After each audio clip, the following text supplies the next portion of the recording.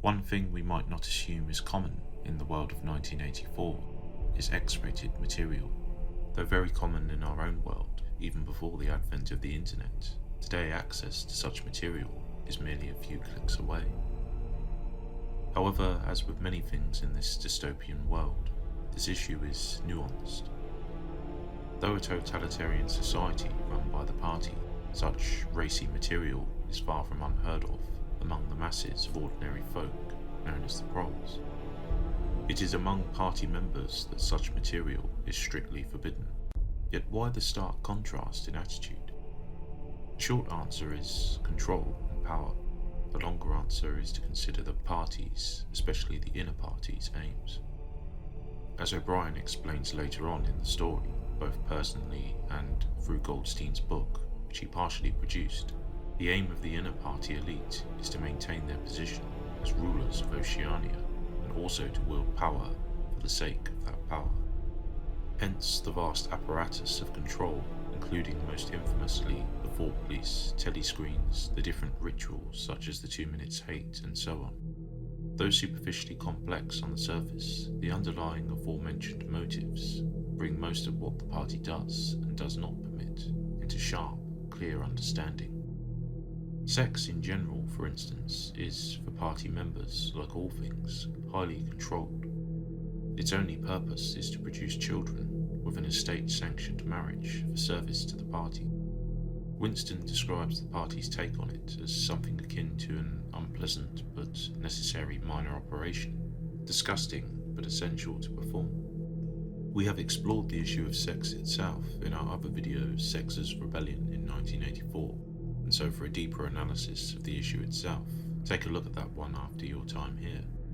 It suffices to say that sex is another potential avenue through which party members can expel energy, emotions, and potentially love away from the party and Big Brother. Since the inner party requires a strict control of outer party members in all things to maintain its own power and the hierarchical structure of their society, the sex instinct, along with the family structure, friendships, hobbies, etc., must all be destroyed, or at least warped and controlled to the party's benefit. The sex instinct, it's true, cannot practically be eliminated. O'Brien does boast later on that, quote, "The sex instinct will be eradicated. Procreation will be an annual formality, like the renewal of a ration card. We shall abolish the orgasm. Our neurologists are at work upon it now. There will be no loyalty except loyalty towards the party. There will be no love except the love of Big Brother." This boast, however, is more a deluded ambition than a realistic goal. Though the party draws the line of sex between party members, it does somewhat tolerate promiscuity between party members and the prole class. Winston himself occasionally ventures into the prole districts to employ the services of a prostitute, and, though forbidden, the party realises such sexual instincts cannot be wholly repressed. Erotic material, however, is a different matter. Winston's lover Julia spent some time working in a subsection of the fiction department within the Ministry of Truth, producing erotic material for use by the proles. Quote, "There Julia had remained for a year, helping to produce booklets in sealed packets with titles like Spanking Stories or One Night in a Girl's School, to be bought furtively by proletarian youths who were under the impression that they were buying something illegal. Interestingly, however, no males work there, with the exception of the heads of department. The staff consists entirely, by preference, of unmarried girls. The party logic is that, given their conditioning throughout their early lives on the issue of sex, they are far more capable of handling the material without corruption, unlike the men, whose sexual instincts are not as controllable. Girls are routinely given sex talks once a month after age 16, and conditioned to view any sexual activity outside of marriage and for the purposes of procreation as criminal. Even the permitted act itself is framed as disgusting and a necessary evil, which Winston recalls when performing the act with his estranged wife, Catherine.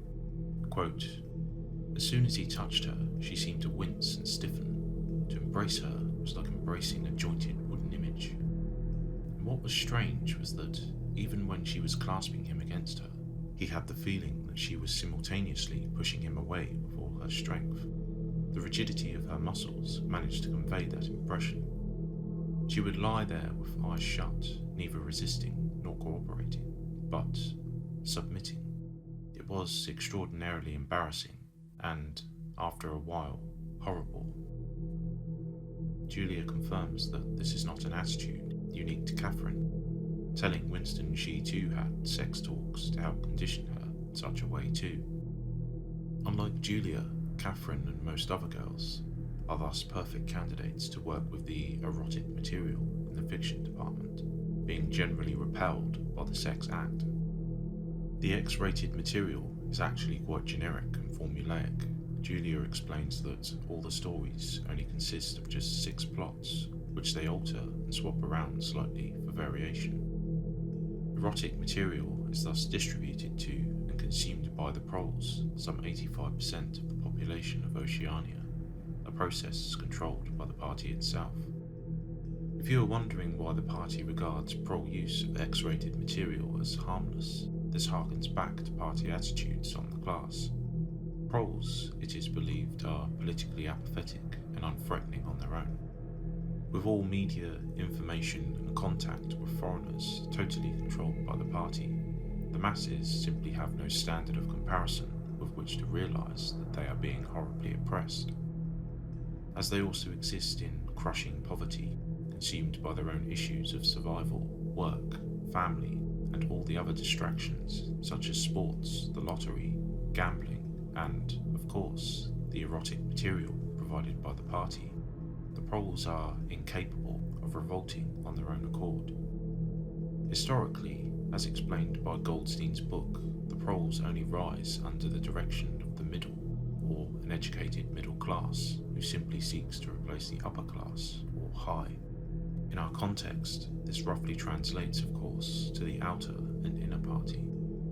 So, in contrast to party exposure to erotic material, prole use of it is encouraged and even state-sponsored to help maintain the political apathy necessary to maintain the party's grip on power. So, there we have it, X-rated material in George Orwell's 1984. I hope you appreciate the irony of not being able to call a spade within the video and title, if you know what I mean. And remember, Big Brother YouTube is watching you.